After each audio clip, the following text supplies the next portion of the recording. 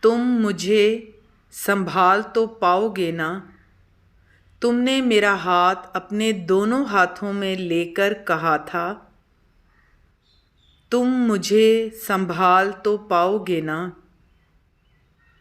لکڑی کے سوکھے بینچ پر بیٹھے بیٹھے میرا دل بھی بیٹھ گیا تھا۔ مجھے خاموش پا کر تم دوسری طرف دیکھنے لگی تھی۔ آنسوؤں کو دیکھنے کے لیے آنکھوں کی نہیں، احساس کی ضرورت ہوتی ہے۔ سو تم ادھر دیکھتی یا ادھر، مجھے تو سب نظر آ رہا تھا۔ میں خاموش رہا، مجھے خاموش ہی رہنا چاہیے تھا۔